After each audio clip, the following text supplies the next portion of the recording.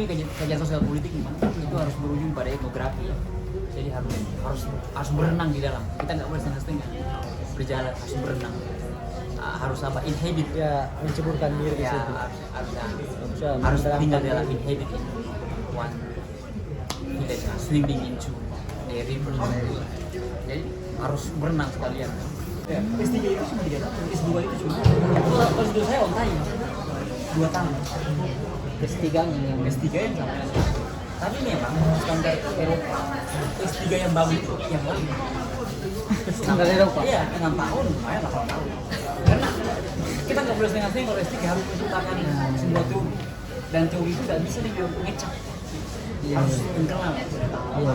Harus hanyut, harus stres, harus gila di dalam masalah. Itu kayaknya menciptakan teori. Kalau S2 S1 kan menciptakan teori. Saya diuji profesor saya, dia aja. Dia lihat saya ngomong. Dan dia mungkin tahu ya, karena udah 6 tahun ini gila-gila gitu. Jadi saya bicara ke mereka tentang oligarki dan reformasi pasar. Jadi saya udah bisa teori ini, teori pembangunan itu udah bisa begitu. Karena sudah diselami. Udah lumayan saya baca secara. Tapi kan kita konteks penelitiannya Indonesia. Cuma tapi kan namanya ini dia punya standar. Dia punya standar. Dia punya standar. Kajian pembangunan misalnya saya kan beda. Bagaimana hubungannya pertanian misalnya? Bisa di pertanian itu salah satu. Sekarang pertanian ini kata dia sistem. Apalagi harus lingkungan. Jadi sekarang pasar ini kalau orang kan mengkritikkan pasar untuk mengkritik kapitalisme. Kapitalisme ini adalah terlalu eksploitatif. Gimana cara mencegahnya? Mengancam lingkungan. Jadi ada 3 kritik besar di sistem. Pertama, krisis lingkungan. Manusia menciptakan sebuah teknologi peradabannya mengancam lingkungan. Ya, kita lihat limbah industri itu. Ada sebagainya kan. Limbah industri, limbah kimia. Pokoknya orang sekarang nggak bisa memanage sampahnya. Untuk Jepang programnya bagus, yang kerja dia udah bisa recycle sampahnya. Dia ulang-ulang kemudian menjadi produktif lagi, menjadi organik lagi. Kemudian krisis ini sekarang menimpa krisis human migration, jadi pengungsi, refugee, apalagi asylum seeker, orang semua karena perang, orang Venezuela cari suaka, orang di Timur Tengah cari suaka. Ini kalau kita bicara manusia ini mengancam kemanusiaan kita. Kita harus bertanggung jawab terhadap mereka yang ada di Timur Tengah terancam kemanusiaan. Stateless itu. Di Amerika Latin stateless. Itu orang-orang yang nggak bisa makan. Orang Jepang, jangan orang Jepang ini memang bahagia. Sosialnya atau? Nah, itu kita yang masih untuk Indonesia di Papua. Genocide Kita nggak boleh untuk mengancam terhadap sesuatu di Papua. Ini kemanusiaan. Agama itu harus bicara tentang kemanusiaan. jadi maksudnya universal kemanusiaan ya. Sehingga orang tidak bicara lagi nasionalisme, tapi bangsa, negara, agama. Itu agama pun kalau kita lihat secara filosofis hidup di titik terbesar, titik terdalam. Kalau aku bicara agama dangkal, kayak misalnya aku anggap Jepang agama Jepang nggak usah disebut agama, siapa sih? Etikanya. Cuma Akhlaknya. Orang Jepang juga kadang nggak kritis. Dia akan memaafkan keadaan, dia akan tidak peduli dengan sejarahnya. Dia mereka nyaman, ya sebenarnya definisi kan apa misalnya membantu orang atau minimal mendorong negaranya untuk membuka pintu apa lebih, karena Eropa sekarang menolak migran mengganggu katanya. Amerika Trump menolak orang-orang dari Meksiko. Malam dari bagaimana hidupnya seperti kepakan saya kupu-kupu. Jadi Saling terkait. Iya, saling terkait. Kita semua dia mau ambil aman saja. Ya, Mau itu risiko namanya paradigma Machiavelli, paradigma pragmatis. Amerika sama Jepang sama, mereka mengkhawatirkan risiko. Betul. Saya pernah wawancara dengan salah seorang Jepang. Saya bilang, kenapa dahulu kan cekcok Jepang dengan Amerika. Kenapa hari ini kemudian menjadi akrab? Dia bilang tidak, bukan akrab. Kami orang Jepang mau ambil aman saja. kelihatan akrab dengan Amerika sehingga tidak ada cekcok. Kalau kami menunjukkan perasaan kami yang sebenarnya, maka kami akan bertengkar katanya. Iya, Jepang ini pintar, otaknya gini. Jepang ini pintar banget. Apa visinya udah Iya, jadi mereka politiknya itu namanya politik Aikido. Jadi menyerang dan bertahan atau menggunakan tenaga lawan untuk menyerang lagi. Jadi kalau kamu hantam dia Cantik permainan. dia awas. Dia bisa menyerang balik, dia punya kekuatan besar. Uangnya, dia militer masih militer walaupun dia secara formal dilarang oleh undang-undangnya. Artikel 6 namanya artikel pasifisme. Mereka dilarang untuk ekspansi kedua, itu hukuman pasca perang kedua. Tapi jadi mereka menamakan militer mereka sebagai bela diri, sel defense, force-nya. Buat dalam bela diri. Mereka nggak boleh menyerang. Tapi kekuatan militernya nomor 6 di dunia. Anggarannya dan militernya. Kamu darah kenapa dia masih prioritaskan anggaran untuk militer? Karena tadi mereka ini bukan negara sembarangan, mereka negara sembarangan. Mereka tahu hidup ini ditentukan oleh security di keamanan. Ekonomi itu pertama-tama sangat aman dulu. Secara global, orang nggak boleh ditindas, negaranya nggak boleh ditindas. Ya, nggak boleh ditekan atau ditekan dengan kekuatan militer. Kadang kan wibawa dibangun dari kekuatan itu kan. Iya, bisa. Jadi prinsipnya Negosiasi. Amerika itu juga militer. Jadi semua sainsnya itu didorong oleh kepentingan militer, sainsnya, ekonominya, politiknya, agamanya, semua pasarnya itu militer. Demokrasi itu demokrasi alami. Jepang memperkuat pertahanannya, keamanannya bukan untuk persiapan perang, untuk membangun paradigma dunia bahwa mereka punya wibawa. Ya, itu udah ini. Jadi katakan mereka punya peribahasa bahwa untuk negara yang kuat harus militer yang kuat, strong state, strong militer. Jadi apa? Yang kedua tadi kayak krisis kemanusiaan imigran, Kuman. lingkungan, ada yang disebut dengan sekarang diktator digitalisme. Jadi yang diterapkan di Cina. Jadi orang sekarang tidak udah beda sama yang sekarang. Jadi baru sekarang, udah sekarang. Sekarang semua negara udah menerapkan sistem Cina. Semua orang terpantau sekarang oleh teknologi. Itu misalnya di Cina sekarang saya lihat di YouTube ada satu kota yang dibangun.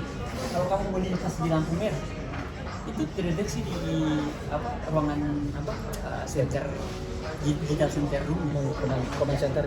jadi itu ini ada orang asing melintas di lampu merah, didenda. Jadi atau misalnya di keluar om mencuri dan langsung tangkap. Maksudnya sekarang orang atau dipasang chip di badanmu untuk mana kamu.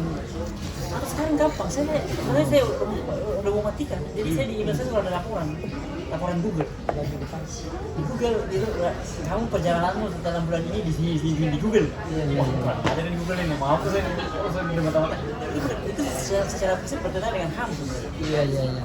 Terlalu privasi ya. Iya, dia surveillance. Sekarang 3 ancaman besar bagi peradaban Indonesia karena dia kritis besar untuk kapitalisme. Terus bagaimana kemitraan global ini menghadapi 3 ancaman besar? Nah itu lah. Jadi hampir semua negara mengalami dilema ini. Dilema antara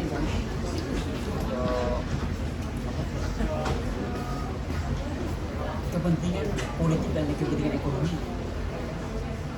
Kayak Indonesia misalnya, kayak Indonesia sekarang apa yang terjadi sekarang? Besok akan ada Gejayan Siring. Jadi orang-orang di Jogja akan bangun, akan demo lagi untuk demonstrasi anti undang-undang kerja. Padahal kan maksudnya Soal lapangan kerja. ya, maksudnya Jokowi kan untuk menciptakan kondisi ekonomi.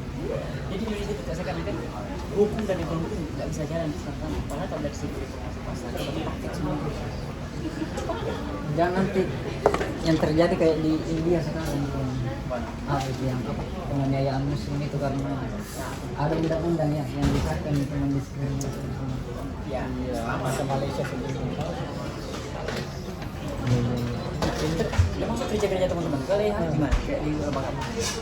Kita kan ya NGO toh. Ini semua masuk ada promosi pasar. Sumber daya manusia. Gimana pasar bisa bekerja? Itu di ini juga World Bank. Tapi biasanya kan bicara tentang kemiskinan, kan? Bicara tentang rata-rata akurat kan misalnya dari World Bank kan. Kalau dari rata-rata World Bank analisis ekonominya Indonesia itu dari pasca Soeharto ekonominya udah ini dari segi ekonomi growth oke mantap, dari segi institusi weak is very weak. Jadi kenapa kita miskin misalnya Indonesia supaya miskin supaya miskin kan institusi politik kita ekonomi kita belum jalan kayak Jepang itu kerjanya World Bank. Apa harus ada riset di Indonesia ini? Ya, Setelah Iya. disertasi rampung ini paling tidak ada 1-2 riset ya. saya bicara tentang oligarki untuk Indonesia perintangan pertama untuk membangun institusi atau World Bank adalah oligarki. Sebenarnya World Bank nggak pernah bicara tentang oligarki, itu adalah mobilitas. World Bank kan bicara tentang hal-hal yang universal, bicara tentang yang agak liberal, semua orang tataran objektif lah dalam World Bank. Secara politik kita Indonesia itu nggak bisa bekerja politiknya Indonesia karena ada generasi tua pengusaha yang greedy. Iya serang. Mereka sudah tinggal udah kejadian ya.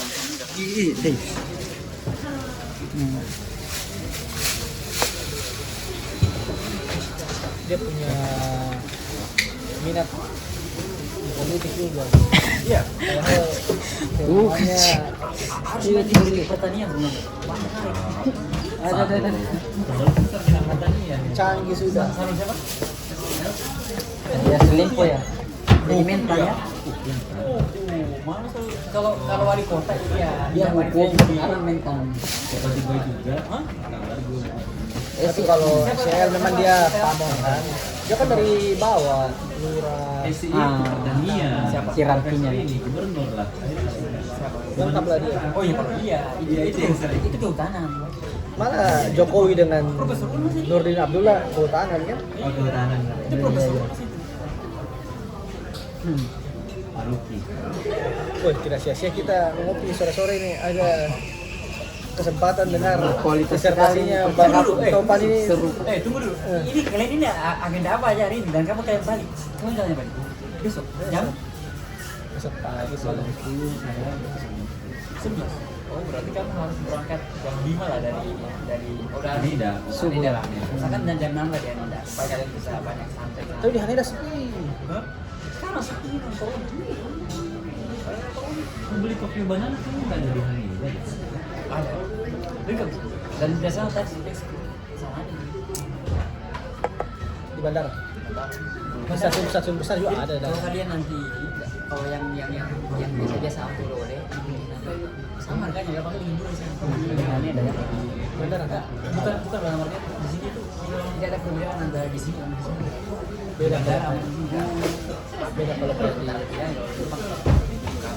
Ya, sampai Indonesia kan Indonesia persoalan akses kan kalau di sini akses nggak ada lagi.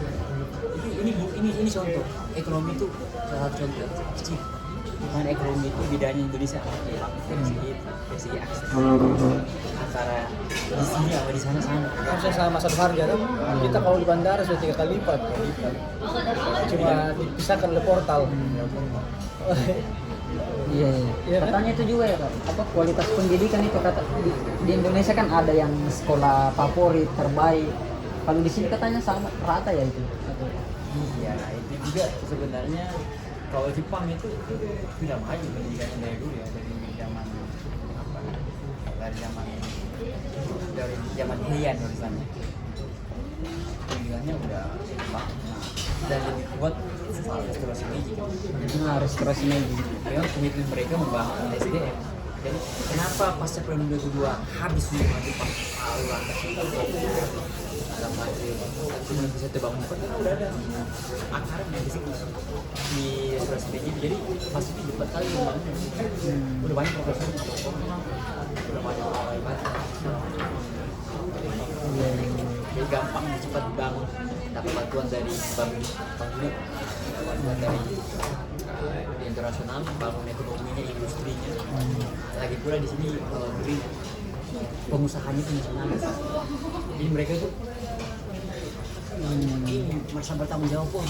Ya, kita ini rusak tuh, kita harus bangun cepat. Gimana caranya kita kerjasama, bangun ekonomi, kuatkan negara kita. Gimana masyarakat seperti sosialis, prinsip sosialis. Tapi nasionalis. Kata semua peneliti di Indonesia kurang lebih nggak ada pengusaha yang dari awal itu nggak terbangun ya sebuah blok pengusaha yang nasionalis dari awal. Kenapa industrinya nggak bisa gitu?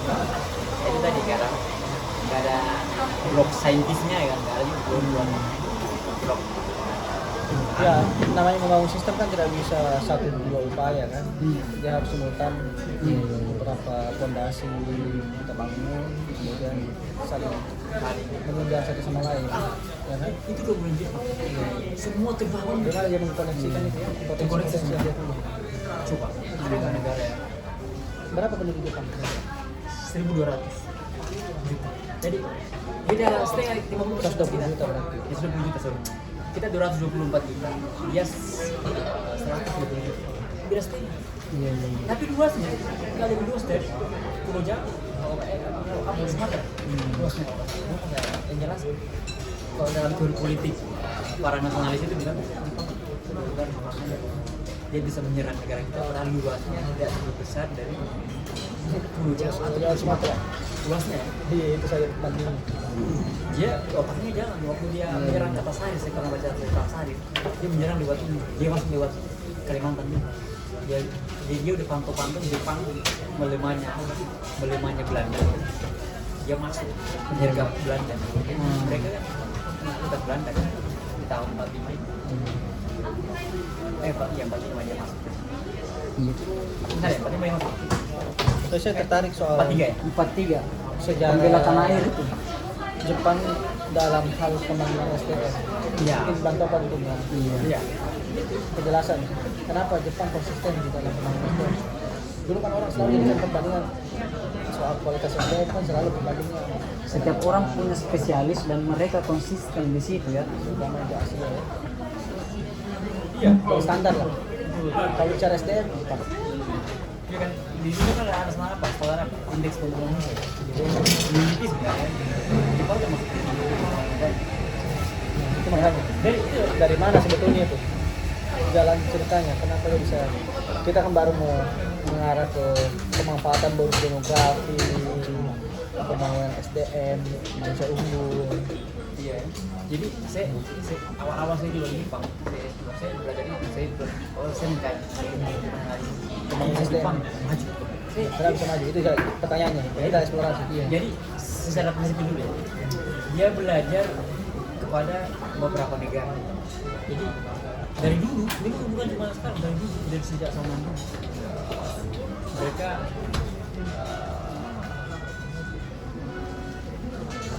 ini ceritanya. Kalau kamu pernah baca novel Taiko, itu kan perang sipil di abad di 15 sampai abad ke 18 kan, 1500 sampai 1700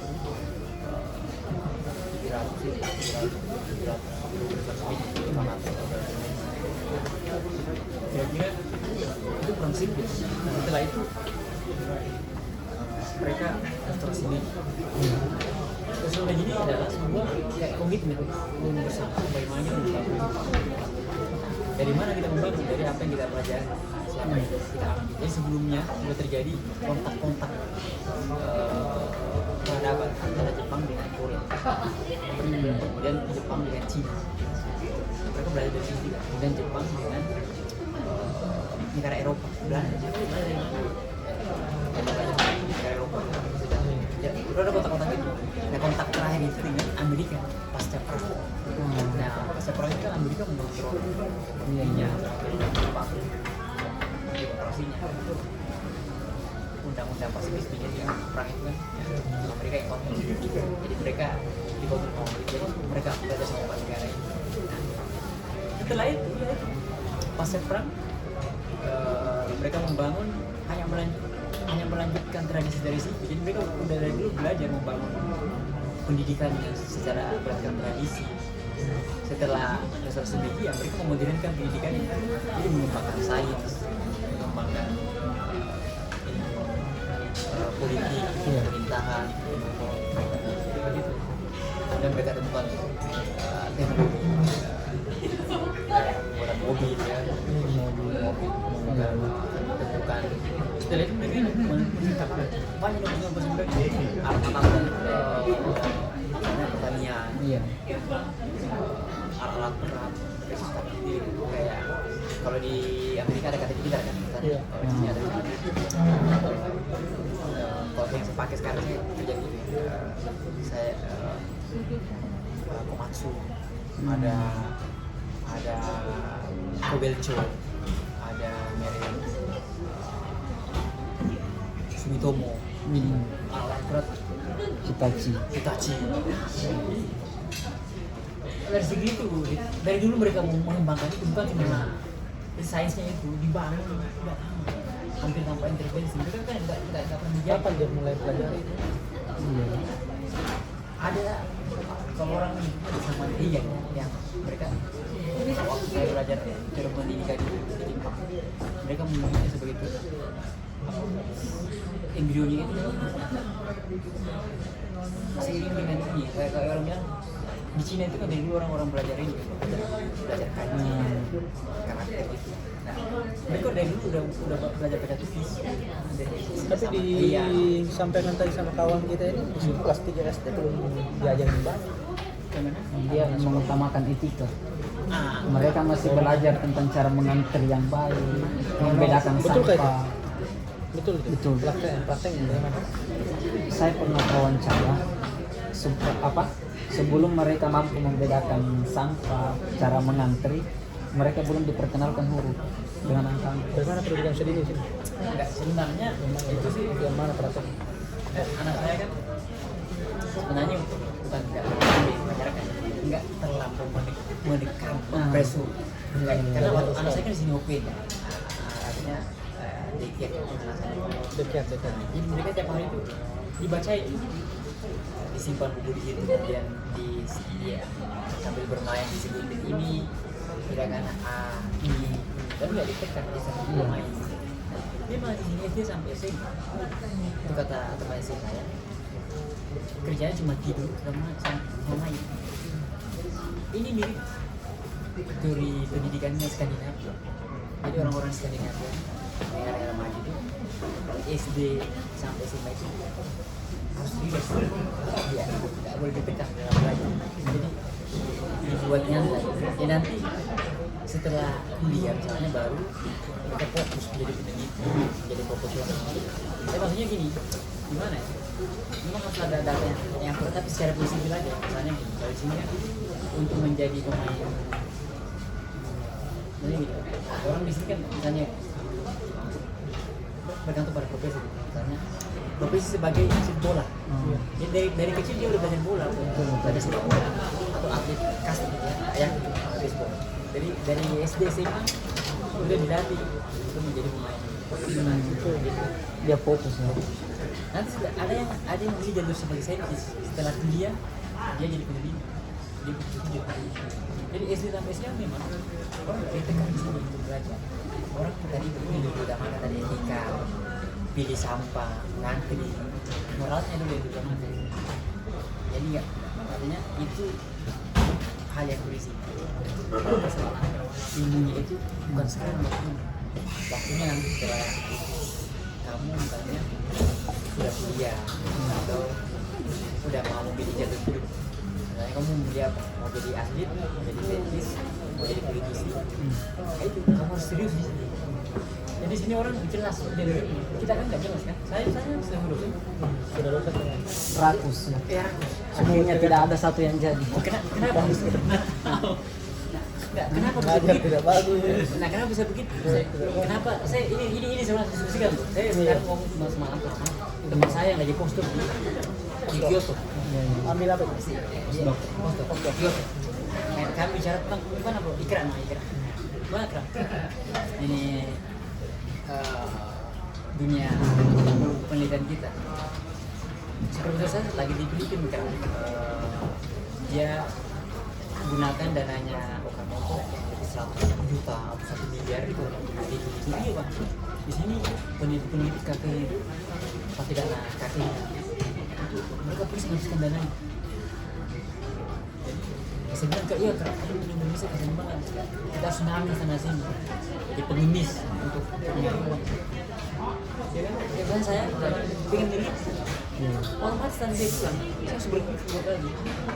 Tentang ekonomi, penelitian. Di sini, waktu yang meneliti, gajinya berapa? 70 juta per bulan. Dosen di sini gajinya 70 juta. Iya tuh, itu gajinya udah miliaran kalau poin baseball, pemain profesional, pemain bola profesional. Makanya pada saat melakukan penelitian, dia rela aja terjun di situ bang karena Jadi peneliti. Jadi bukan kita bukan menghargai, kita nggak dihargai. Indonesia itu orang nggak dihargai sebagai apa? Sebagai profesional. Yang tadi gaji 2 juta, gaji saya di sini per hari cuma 1,5 juta. Karena saya kerja di bawah. iya. Jadi saya gaji per hari. Saya pulang rumah ketemu sama satpam di sekolah anak saya berapa gaji bapak? Gaji saya nak 1 juta. Kalau lebih motor malap, lama. Kita nggak menghargai manusia. Masa digaji di Jepang itu gaji saya 1 hari untuk malap. Gaji saya itu 1,2 itu. Iya nih 1 juta. Itu pun habis semua untuk bayar kampus.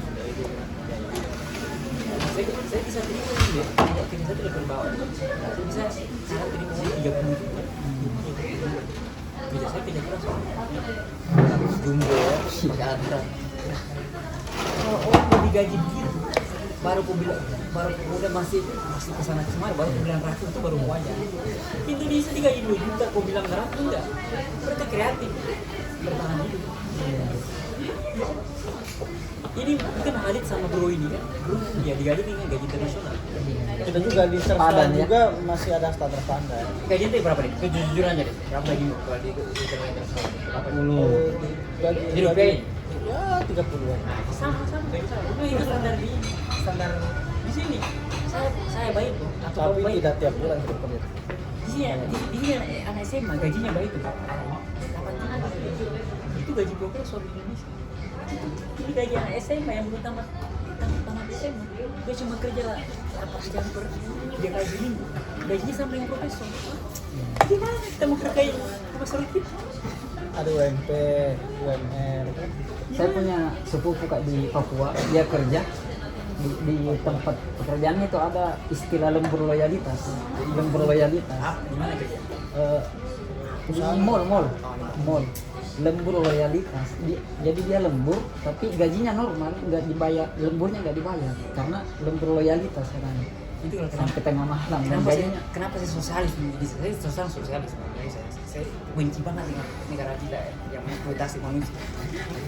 Tidak boleh Eksploitasi ya. eksploitasi. Di sini melanggar undang-undang secara tidak langsung. Ya di sini kelas pekerjaannya kuat, makanya nggak berani negara memberikan gaji gitu. Sama dengan Skandinavia.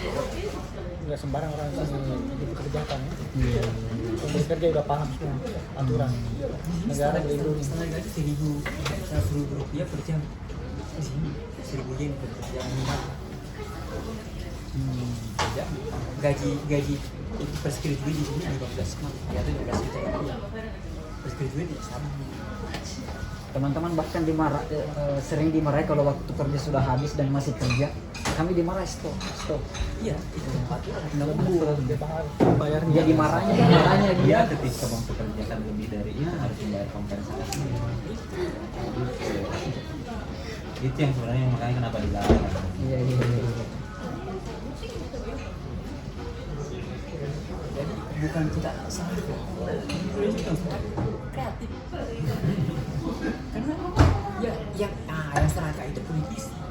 Itu kalau mau bilang yang paling sebenci menurut saya pribadi yang paling sebenci dari situ politis. Karena mereka dapat gaji banyak tapi nggak bisa bekerja yang baik, membuat kebijakan yang baik yang berguna bagi banyak orang.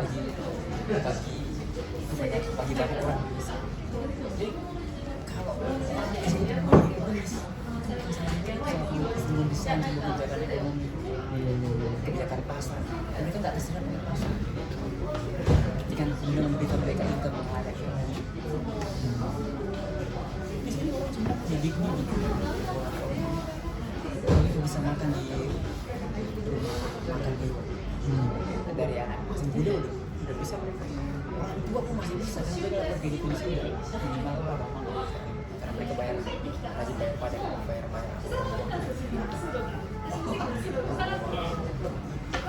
iuran. Banyak hal saya kekurangan saya deh kekurangan saya menyesali diri saya bukan saya bisa saya bukan matematikawan atau minimal otak saya ini apa milih hal ini kan mereka apa bisa mengolah angka secara cepat dan tepat. Kalau saya lebih banyak saya itu banyak bermain emosi kan kajian saya lebih pada ke sekolah emosional tapi saya bisa mendalami sisi filsafatnya banyak dalam dari segi satu makna itu satu kata itu bisa sampai 300 makna saya bisa bayangkan kata kiri ya saya bisa bayangkan itu tapi kemampuan saya menghitung secara tepat ya itulah Khalid sebenarnya ini harusnya banyak baca bisa buku sosial politik supaya mereka bisa bikin desain kebijakan yang lebih akurat. Di Jepang itu apa selamat negara didesain oleh para saintis dan ilmuwan ya para ilmuwan ya gimana jadi ilmu sosialnya ilmuannya kan total ya kalau ilmu sosial ini ilmu sosial itu ilmu sosial itu matematikawan orang ini kayak Khalid lah kayak itu aku buat mereka jadi kita bikin kebijakan itu nggak setengah-setengah harus pasti prinsipnya pasti. Indonesia kan kenapa bisa begini hari kan politisnya goblok jadi kalian lebih pantas jadi ilmu itu ya karena memang kan pilihan ketiga di kampus pilihan kedua. Saya pernah dengar kayak itu profesor mereka melakukan risetnya di internet akhirnya melakukan penemuannya bukan ke lapangan yang seperti kakak sampaikan tadi terjun langsung bukan. Mereka cuma search di internet dan bikin teori sendiri. Ya, maksudnya misalnya di Jepang ini penting kali jadi dengan sama ya ini Indonesia itu mesti secara ekonomi politik karena biasanya kebijakan itu nggak dirancang secara Kesan main-main gitu. Kan ada Repelita, RPJMN, master plan, koridor kebijakan itu kan ada paket-paket ekonomi. itu gimana gue cara Nah ini kan pakai teori negara gagal, negara maju ya kan. Dari sisi Tapi mana? Indonesia kemarin udah di Kita kan dicap sebenarnya negara maju ya. kita kan naik Ada kelas saingan dari sebetulnya. masa saya. Makanya bantuan kan udah Tapi itu main-main sebenarnya. menyingkir semua.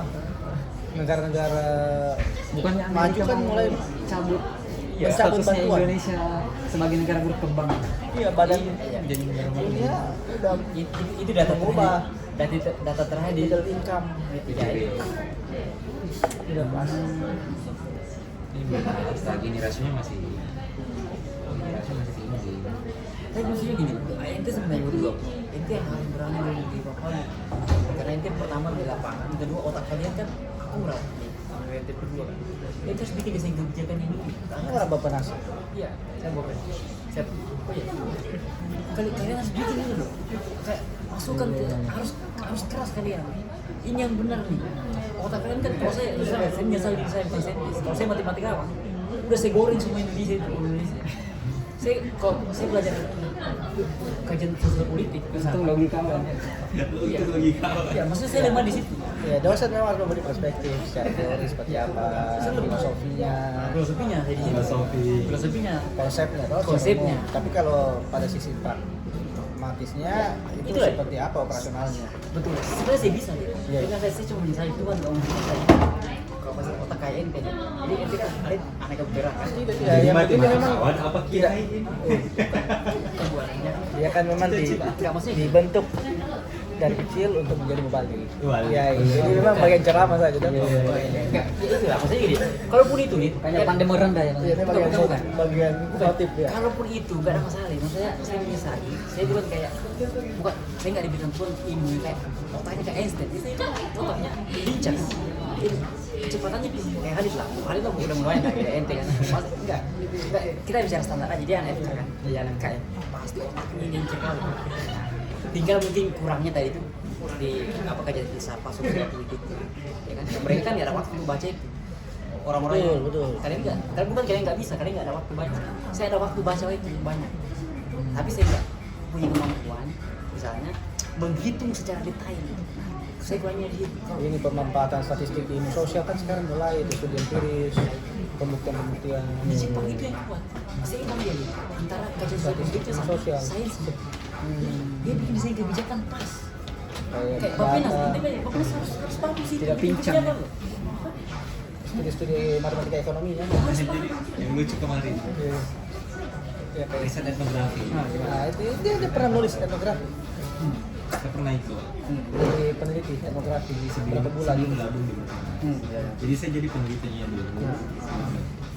Ya pas sampai saya masuk etnografi itu bukan tidak dimanfaatkan, tapi itu kesulitan orang-orang yang kesulitan mentransformasi sebuah kebijakan. Translasi. Iya, ya gimana? Hasil riset. Hasil sudah ada, tapi kita tidak Hasil riset untuk jadi kebijakan. Bagaimana ditranslasikan? Konversi. risetnya, Konversi riset lapangan. Etnografi lagi. Iya. Ente orang eksak bisa menyelesaikan masalah itu. Ente harus formulasikan ya. Nah, memang Formulasi kebijakan. memang ada akhirnya apa? Endingnya etnografi itu dihapuskan. Jadi di tahun terakhir etnografi itu 2017. Karena Di mereka 18, bingung 19, memanfaatkan ya, aspek ilmu sosial. tidak bisa memanfaatkan. Jadi Oh, kaya sekali itu riset ilmu. etnografi Dan apa namanya hasil penemuan datanya itu sampai analisis datanya pengajian kesimpulan kita kan yang membentuk naratif bukan toh. merencanakan kegiatan dan budgetingnya. Nah, mereka tuh si peneliti etnografer dari Kementerian Kesehatan ini tetap pengen etnografi, riset etnografi ada. Cuma dari kita yang mempertimbangkan itu bisa masuk menjadi kegiatan atau di ACC, kita nanya. Ya kalau teman-teman peneliti etnografi sudah menulisnya, oke juga kita rekomendasikan. Jadi translasi itu harusnya datang dari mereka sudah utuh ke orang Bappenas supaya mau seperti itu, bukan orang Bappenas yang membaca dan kemudian mengkaji hasil penelitian mereka. Akhirnya apa dihilang? Kita belum banyak ahli yang bisa memanfaatkan hasil riset Ya. etnografi. Kalau kaya sekali itu investigasi naratif. sampai di situ pun kita masih cacat. Bukunya itu berapa jilid tuh? Ini deh, Mbak. Hasilnya. Tapi orang taruh di meja tuh. Ditaruh di meja karena mau baca lah saya seharian, saya saja begini. Kutipan-kutipannya itu kutipan wawancara. Baca ulang. Jadi komposisi tim etnografer itu 2 orang kesehatan, 1 orang sosial. Nah, komposisi. Itu komposisi tim peneliti. Terus saya yang baca satu-satu kan berusaha bikin buku Editor ini. dia. Bikin buku akhirnya terbit. Tapi untuk membaca buku lain pun sebenarnya saya sudah banyak sekali lembarannya, jadi kayak kesulitan gitu. Apalagi ya benar tadi tidak banyak waktu. Cuma ini teks. Terlalu banyak teks. Tapi sebenarnya itu harus dipecahkan oleh sistem di negara kita, maksudnya oleh satu institusi ya. Di Jepang semua itu selesai. Jadi nggak ada yang setengah-setengah. Misalnya kamu etnografi harus bisa bikin data sampai A, habis itu oper datanya ke sini B, dia yang kerjain. dia yang punya oke jadi maksudnya harus itu berapa kesistemannya itu. sistemnya gimana Kalau di sini kan orang sudah spesialistis. Itu ya. Iya. Yang dioper-oper sebenarnya kan nggak bisa. Tadi yang dibilang Kalau kita harus tukang memang sate. orang nggak bisa orang lain yang harus orang yang mengalami yang menulis, Iya. kemudian menerjemahkan, kemudian merekomendasikan. Bagaimana itu hasil riset Kerja tim ya, kerja tim. memperkaya? Bagaimana hasil riset lapangan ini memperkaya kebijakan iya atau menjadi dasar? kan misalnya gini, kalau di Jepang kalau saya lihat ya makanya kira-kira setiap barang umumnya saya belum Misalnya kebijakan apa contoh? maksudnya saya belum belum detail masuk ke sebuah itu kita gambaran dari studi akademik yang kita lakukan di kampus jadi mereka punya kajian akademik misalnya profesor saya kepakaran dia adalah tentang misalnya ya bahkan kepakaran dia tentang misalnya Filipina jadi bagaimana demokrasi di Filipina itu atau yang kedua bagaimana hukum di Indonesia makanya gitu Indonesia nah jadi itu menjadi kajian akademik aja masuk ke pemerintah Jepang masuk ke Kyoto misalnya di Kyoto itu kan alamnya pusat studi Asia Tenggara Asia kan CCS South Center of Southeast Asian Studies pusat kajian Asia Tenggara Asia jadi masuk semua di situ sebagai kajian akademik nanti ada timnya nanti memformulasikan kajian akademik itu sebagai sebuah kebijakan itu di situ udah ada kerjasama antara misalnya peneliti beberapa sama orang yang punya kemampuan artikulasi angka statistik jadi udah formulasi udah pada bahasa kebijakan ini penelitian ini akademik ini akademiknya kemudian kita formulasikan sebagai statistiknya kita sederhanakan misalnya secara orang-orang politika ya supaya lebih universal ini kebijakan yang riset Jepang sampai di situ nah, Indonesia bisa kayak gitu sederhana Indonesia nggak sampai di situ Indonesia tuh ngambil kebijakannya apa gitu. nah itu Masih ego sektoral kan? jadi orang bahkan sebenarnya Institusi. Paling sempit itu institusi. ya kan? Bayangin Indonesia mungkin nggak nyambung di antara mungkin ya kita udah sih nggak nyambung antara Departemen Kesehatan sama Bappenas sama Departemen misalnya Pertanian Jepang semua dong nggak boleh nggak ada nggak nyambung Maksudnya kebijakan apa itu yang mereka- kolektif ya. kolektif kolektifan tematik gitu.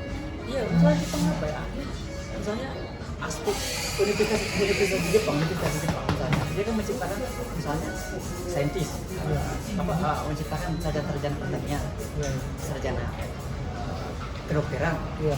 sarjana ya pasarnya itu sudah ada yang diciptakan oleh mereka berkolaborasi dengan Menteri Kesehatan misalnya yang misalnya apa misalnya dunia medis Indonesia itu di Jepang itu seperti apa kebutuhannya berapa sumber daya dokter yang dibutuhkan misalnya gitu ya maksudnya kita bisa bayangkan lah bagaimana itu terkoneksi antara dunia pendidikannya dengan misalnya bahaya ke berapa dokter kemudian berapa pasar yang diterima di berapa dokter kalaupun nggak diterima oleh misalnya di mana lagi disimpan misalnya apa misalnya ya, sebagai dia sebagai dokter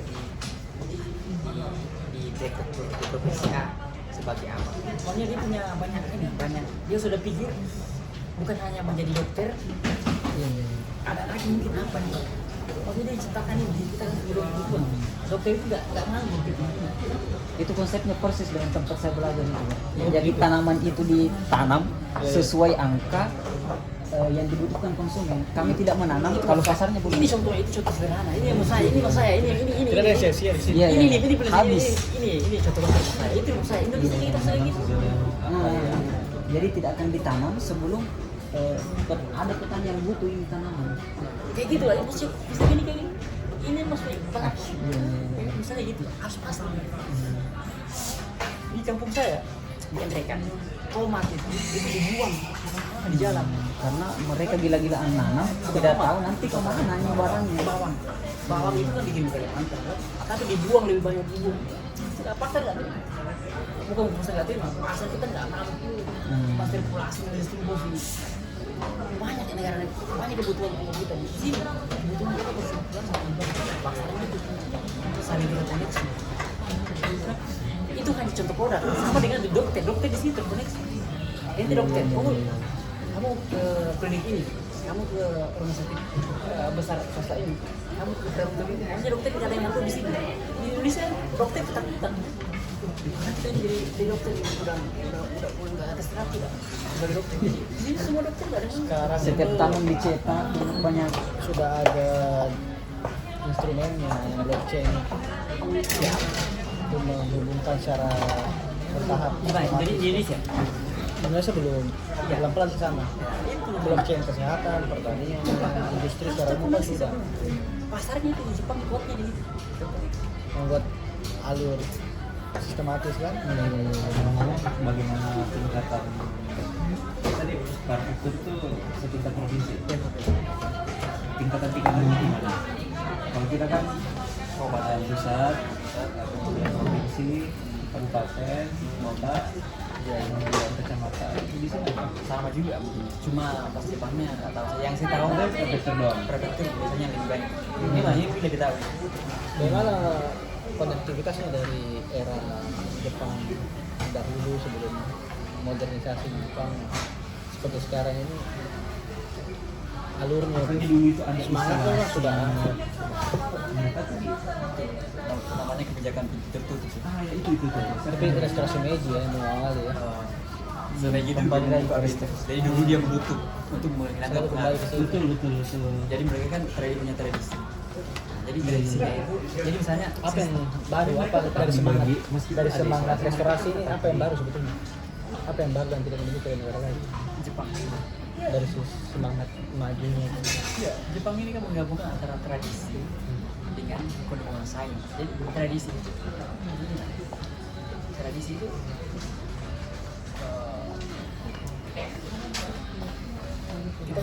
mereka punya tradisi yang mereka jaga sebagai identitas mereka, ya kan? Bahkan coba mereka tuh di Arab Laut tuh di Jawa mereka tuh Jawa itu kalau sekali ke pemain bolanya dia itu membanggakan sebagai pemain bola sekarang jadi itu begitu berani mati karena itu di tes mereka bangun nggak mungkin mereka hilangkan, mereka kembangkan dengan penguasaan ya mereka terbuka, mereka belajar dari Eropa, mereka bikin dengan semua sebenarnya mereka ini menggabungkan tidak semangatnya Bisa hal itu bisa direplikasi tidak? Bisa nggak ditiru, diikuti negara lain? secara prinsipnya sih Resep kemajuan di iya, saya prinsipnya bisa bisa menjadi resep di daerah Sulawesi misalnya, Maros misalnya. iya nggak secara prinsip sebenarnya bisa prinsip cuma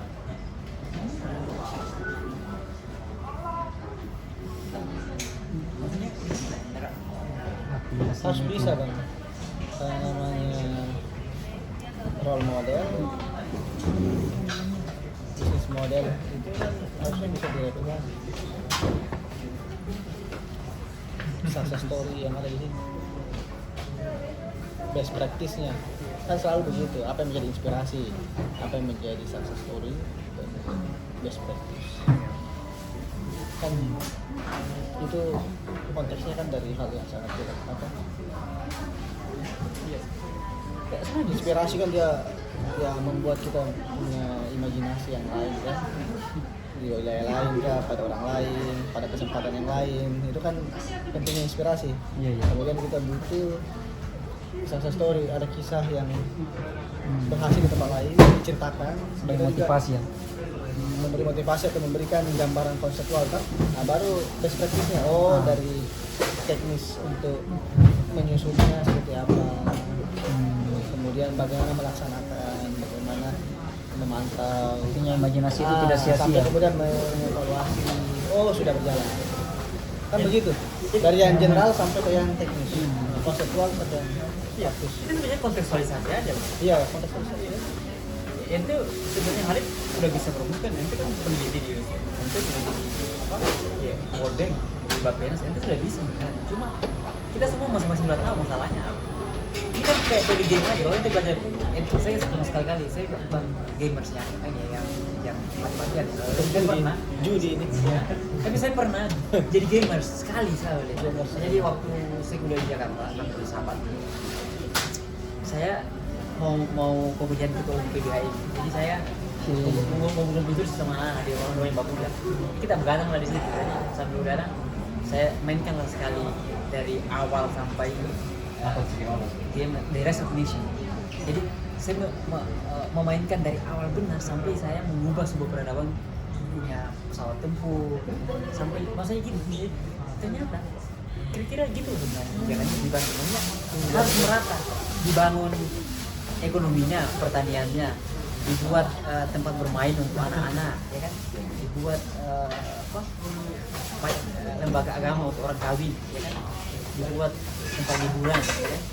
Kemudian pelan-pelan kita menguatkan militer kita, musuh selalu datang menghantam kita kan, merusak peradaban kita kan, semakin maju, orang juga semakin maju. Jadi ada persaingan terjadi dalam itu. Kan? Game Jepang gitu main game. Jadi Game teori. Ya, game teori. Di 2020 ini dengan Indonesia paling tinggi Gitu. kali ini anggarannya Itu di World Bank atau ini bukan? di Bapenas tapi di Koordinator. Oh benar. Saya bukan Road Bank, tapi Road Bank punya proyek di Bapenas. Saya dikontrak sama Road Bank, tapi mengembangkan.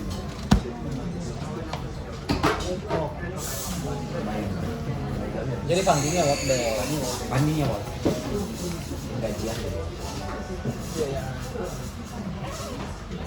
Iya, semua isi banget. Bisa bikin kebijakan. ya ini kita mau Ente juga udah ya ambil nggak mau dirumuskan. Ini bukan Titipan oleh-oleh ini pembuat dari kebijakan ini. ya ngerti kan apa yang kamu Oh, dia sudah bikin rancangan regulasi, draft peraturan, draft pedoman, Tetap ada teknis. tutorial. Dia sudah bikin dari regulasinya, drafting, legal drafter toh.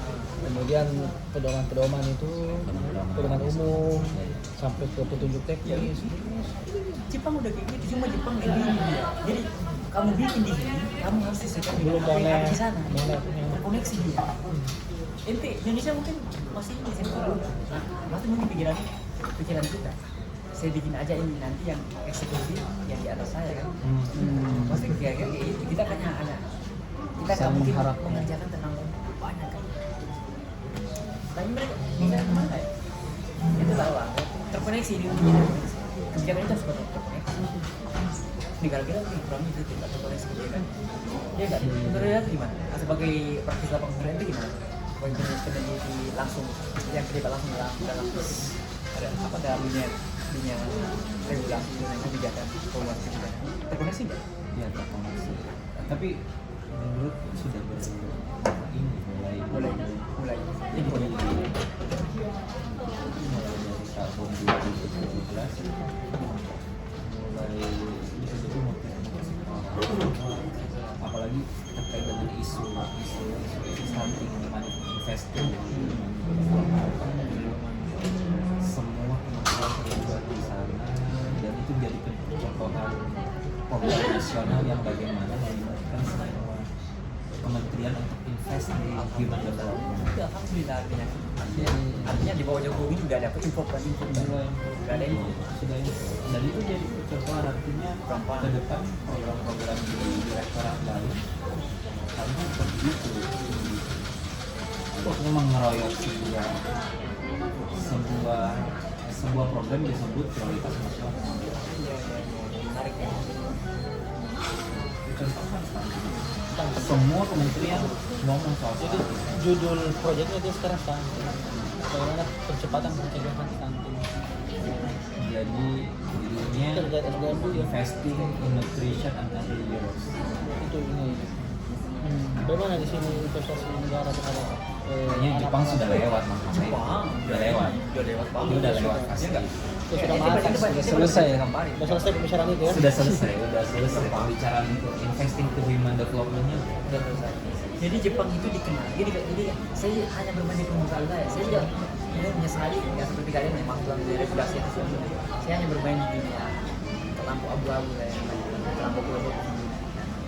Misalnya Jepang dikenal sebagai Asal negara. jangan mempertanyakan kenapa Tuhan itu ada apa enggak gitu. Bahkan saya masih sampai di sana. Bahkan saya masih di situ. Bayangin. Dan kenapa saya harus menyembah Tuhan itu? Bahkan kalau saya masih di Jangan. situ. Bayangin. Saking biologisnya, saking nggak rasionalnya saya. Jadi mungkin saya masih di situ. Nanti kan udah bermain di ya, saya masih bermain di situ. Saya masih senang bermain di situ. Tapi maksud saya gini. Jepang dikenal sebagai median income kan, median kelas kan. Di sini udah kelas menengah. Jadi nggak ada lagi yang disebut dengan kelas orang stunting, orang yang income $2 per hari. Di sini tadi standar orang itu udah standar rata 15 juta per satu orang. Anak SMA aja itu bisa dapat 8 juta. Hanya Dari yang mana? Beasiswa. bukan dari kerja part-time. Kerja part-time. Wah, saya mau pakai Kerja udah bisa. Bisa. Sejak SMA udah bisa. Dia kerja di Apple itu mahasiswa kemarin, rata-rata mahasiswa di Apple. Mahasiswa atau siswa? Ini yang kerja di Menteri ini ya mahasiswa rata atau anak SMA yang kerja di restoran kayak gitu. Itu 3 jam per ini dapat 8 itu gaji profesor bisa. Bahkan gaji saya oke, to be honest ya, gaji saya sekarang udah berapa? Kemarin saya ngambil utang di bank. Bayangin, saya ngambil utang sebelum ke Jepang itu ngambil cuma 50, saya harus bayar 8 tahun. 50 itu gaji saya cuma 2 bulan di sini. Bayangin 8 tahun saya ngambil duit, saya bayar 8 tahun cuma 50 juta. Gaji saya sebelum lunas kemarin itu 1,2 juta $200 per bulan. Gaji saya cuma sehari, saya profesor. Mengajar di mana sih? Saya kayak di perguruan tinggi paling bagus Sumatera. Antara Dia kampus negeri. Iya, dosen Anda. itu Itu komunikasi. di Sumatera. Lumayan, nomor 6 Kita di bawah UNAS. SK dosennya tahun berapa sih? 2008. Dari beasiswanya di sini Kristal. Dulu saya di bulan. Bulan. Yang S2. S3 saya nekat biaya dari Jepang sama dari sendiri. Bayar sendiri. Udah berani sampai sendiri. 27 juta. Oh iya. Jadi gaji saya itu, nah kemarin gaji saya udah lunas utang saya, jadi gaji saya udah naik 2 juta 6. Di Andalas. Bukan cuma di seluruh gaji Indonesia pokok. gitu. Itu kan negara yang ngatur standar Ini gaji negara. Iya. gaji dosen golongan Bukan negeri bro. golongan Golongan tiga. saya kan masih di bawah, saya belum lulus, malah saya lulus. Saya orang itu kirinya malah sumber administrasi. Nah, gaji orang yang belum lulus itu kayak saya 22 juta. Kalau udah lulus, ya udahlah. Oh ini yang sertifikasi Ya, Skandos ya. Nah, kalau sertifikasi sudah lulus semuanya itu mungkin dapat lah 15 atau 7 mangkok. 7 mangkok katanya standarnya. 7 mangkok masih untuk standar Jepang. Itu masih memalukan. Di sini gaji profesor ada 2 juta. Gaji dosen. Biaya penelitiannya Tidak kembali nih. Kasih tulisan dulu tidak baru kembali ke sini. enggak, maksudnya kalau mau tinggal di Jepang, kau aja profesor, jangan jadi ini, jangan Iya, jadi makanya dia serabutan kayak saya. Saya serabutan di sini kan Tapi dia bertanya bagaimana caranya dia bisa bekerja di hari Minggu. Dia kan cuma libur hari Minggu. libur. Iya. Cara kerja sama dia. Gimana cuma hari Dia sudah Minggu? 3 tahun kan? Kerja aja. Kan banyak lagi jangan di sini. Nanti kerja malam boleh kan? Sepi ya, terus sepi ya, kerja malam. Saya terus terang, saya tolak kerjaan. Jadi saya dulu kerja di Lawson. Over 1. Habis itu saya terima kerja part time saya lihat. Iya. Kerja di kombini ya. Kayak kombini yang kayak saya kerja. Itu jam 3 pagi saya kerja. Habis itu sembarang di situ. Bayangin, itu gaji saya cuma 5 makan lah. Nggak cukup kan, ditambah lah dengan Coba sampaikan dulu sejarah singkat.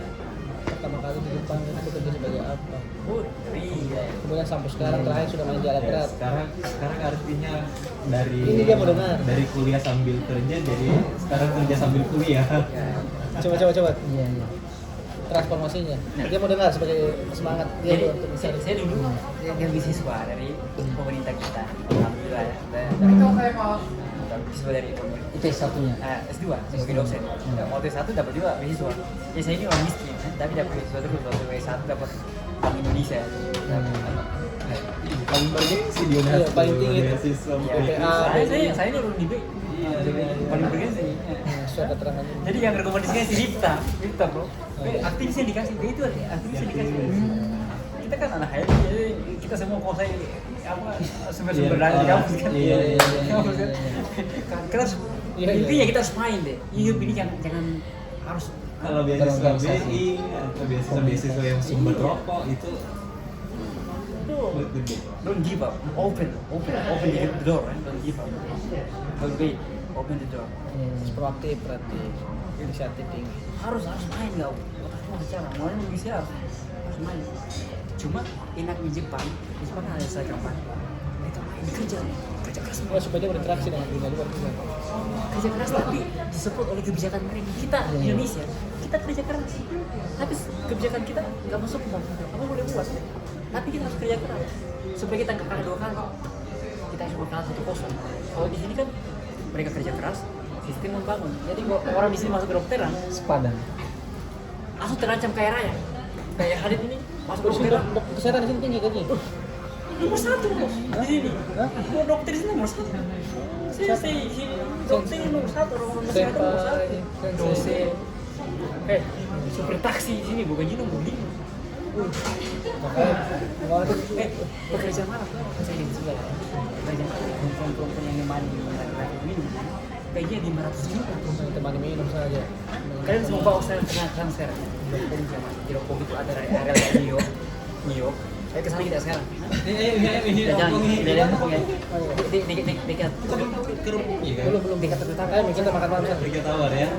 Oh sih, Tapi dia mau pulang. Iya, enggak apa-apa. Wawancara khusus dulu dia. Hah? Wawancara khusus. Enggak usah. Sudah. Ini kan Bang, dia mau Sudah masuk dia ya? lagi bikin konten. Bang. Dialog beratnya nih, dialog Nanti dia edit toh. enggak. Ini potongannya udah mirip apa sih nih? Apa juga yang saya bisa bagi lah.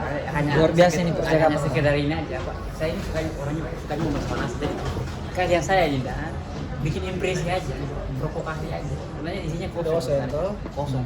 Biar orang belajar sendiri. Kalau saya menyesali diri saya ini nggak kayak Khalid sama beliau ini kan. Jadi saya kurangnya di situ. Harusnya bikin kebijakan itu harus real, formulasinya harus jelas. Tapi kita boleh berdebat lah kalau persoalan kosong juga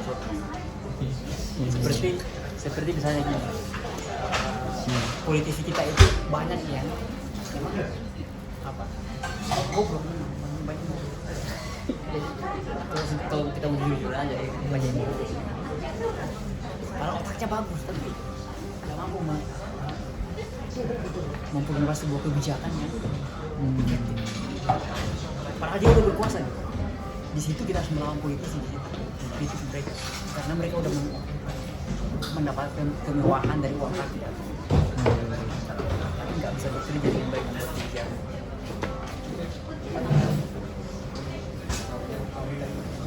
Kalau juga ini udah ambil. Iya. Mau kemana dia? Balik ke rumah. Iya. Rumah di mana? Oh, saya sering main ski di situ. Rumah, oh iya. Saya main ski di sana. Kapan ya? Dia main ski di sana. Siap.